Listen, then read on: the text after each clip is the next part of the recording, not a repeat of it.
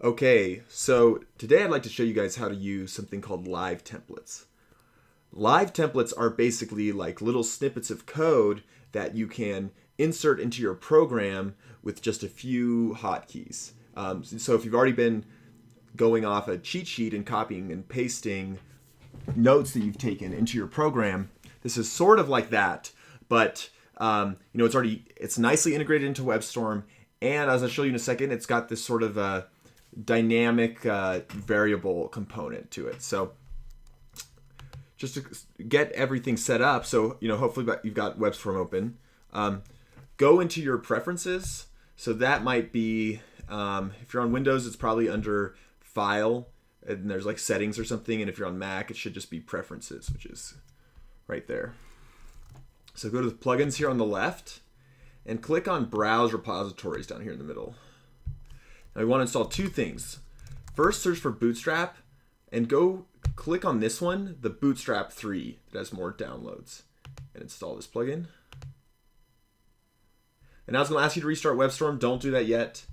And now search for Meteor and install these as well.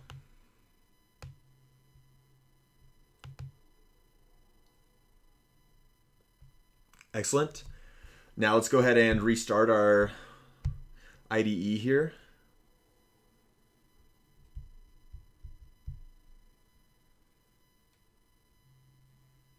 And Webstorm is starting up. So now I want to show you how to use these templates that they've been installed. So there's a little bit more of configuration we have to do first though. So let's go back to that preferences page.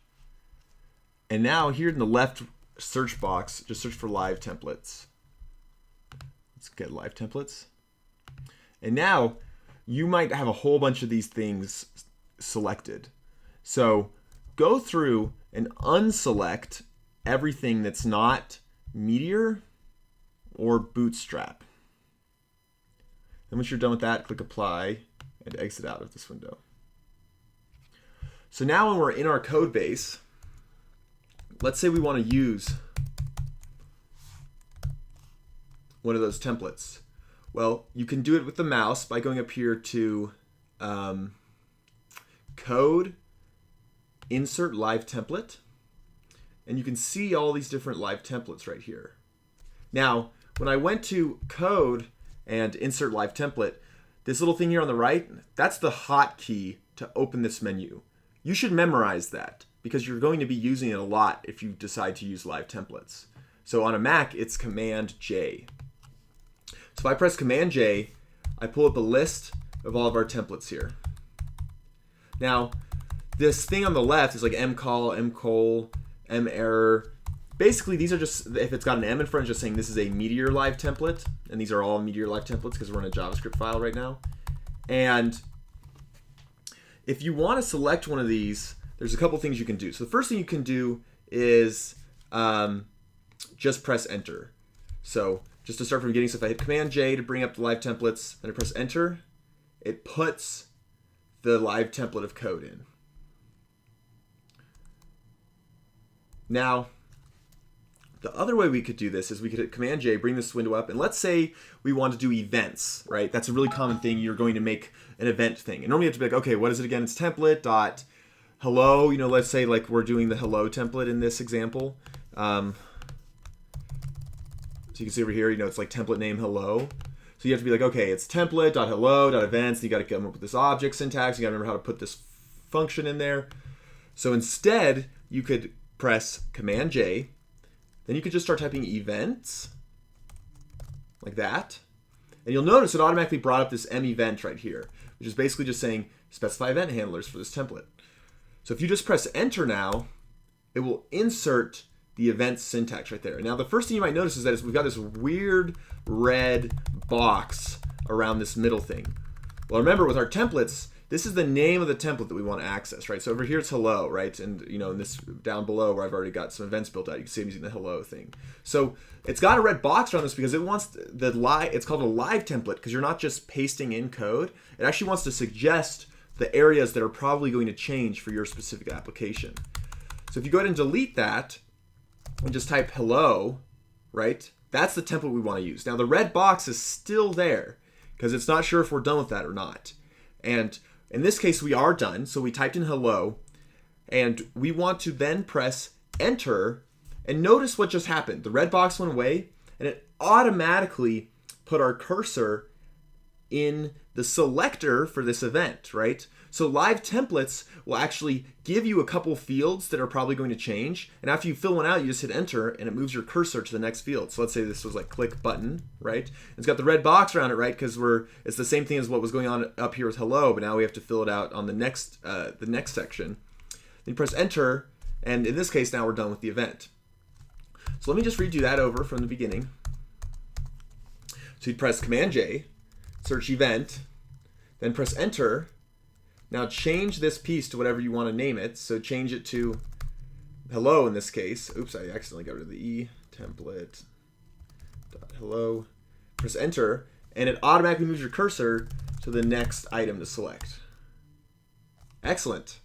Now let's say we wanted to do another common thing such as helpers. Well, Command J, search helpers, and it's the same thing. We're going to change the example meteor to hello right here.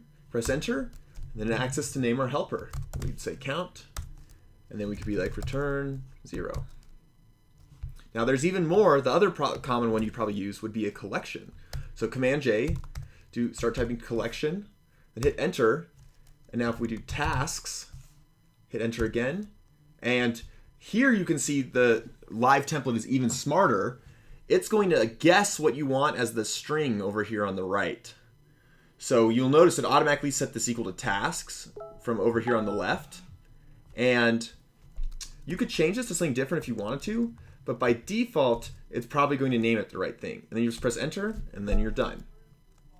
So going through this from the very beginning, one more time, you'll press Command J to bring up your templates. You start typing out the template that you want. You press enter.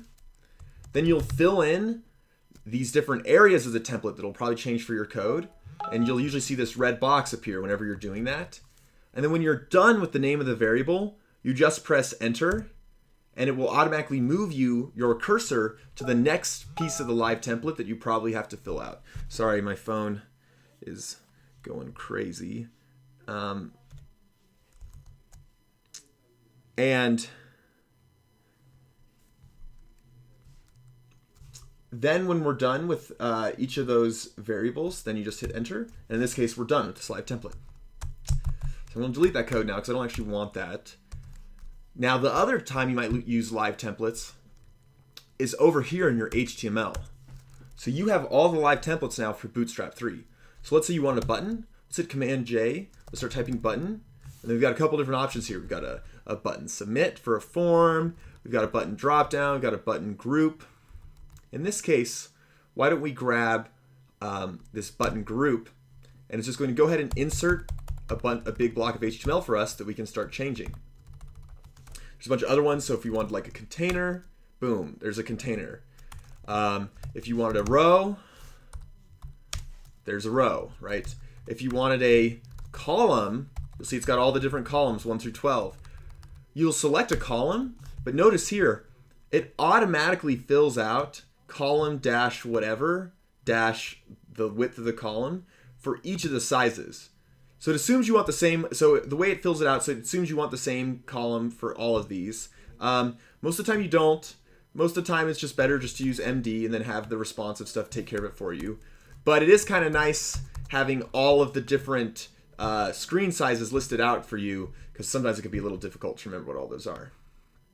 So that should be, oh, and then one other thing is there's also here when you're in HTML, you'll notice the Bootstrap, these are all the Bootstrap live templates. Those are not suggested to you in JavaScript. So Webstorm's smart enough to know if you're in an HTML file or a JavaScript file. Now, the one other thing we also have here in HTML is we have some of our space bars from Meteor that we can use. So if we want to say like each, and notice how it's M each, like it's Meteor each. So then just hit enter, and it creates an each block for you right there. And lo and behold, it's suggesting we fill that in with some sort of collection name right here. So if we call this like dogs or something. it's suggesting that to us. Well, that's interesting. It actually looks like if you, let me just test this right here. So if I said dogs,